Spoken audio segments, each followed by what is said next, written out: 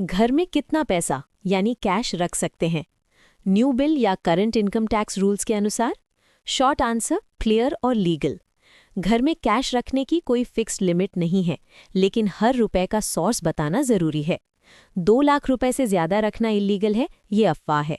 Illegal तब बनता है जब सोर्स एक्सप्लेन ना हो।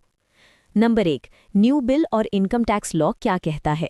इनकम टैक्स एक्ट में कोई भी सेक्शन नहीं है जो घर में कैश रखने की मैक्सिमम लिमिट तय करता हो, लेकिन सेक्शन 69A कहता है अगर कैश मिला और सोर्स एक्सप्लेन नहीं हुआ तो अनएक्सप्लेन्ड इनकम। नंबर 2, रेड, सर्वे या नोटिस कब आ सकता है? बहुत ज़्यादा cash movement, high value transaction जैसे प्रॉपर्टी, गोल्ड या car, bank deposit mismatch, ITR file नहीं किया या नेबर्स या सोर्स बेस्ड इंक्वायरी। रेड आम आदमी के घर यूं ही नहीं पड़ती, पर नोटिस आ सकता है। नंबर 3, प्रैक्टिकल व्यू, कितना कैश सेफ माना जाता है? 50,000 से 2 लाख रुपए लो रिस्क यानी नॉर्मल हाउस होल्ड माना जाता है। 2 से 10 लाख रुपए मीडियम रिस्क यानी सोर्स पूछा जा सकता है। 10 लाख रुपए प्लस हाई रिस्क यानी नोटिस या एडिशन पॉसिबल है।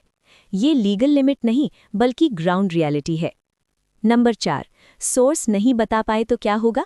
अगर इंक्वायरी या सर्च में सोर्स प्रूव नहीं हुआ तो सेक्शन 69A लागू होगा। पूरा कैश आपकी इनकम मान लिया जाएगा। Tax calculation 60% income tax, 25% surcharge, 4% cess, total लगभग 78% टैक्स। 10 लाख रुपए कैश, लगभग 7,88,000 रुपए टैक्स।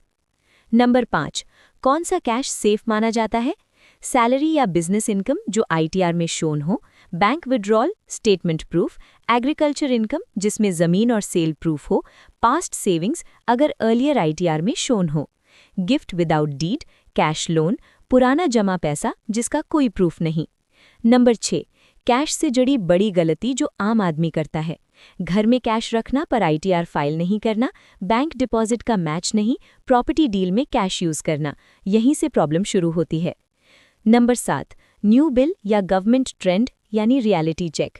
गवर्नमेंट कैश इकोनॉमी कम करना चाहती है, डिजिटल ट्रेल पर फोकस, कैश यानी हाई स्क्रूटनी।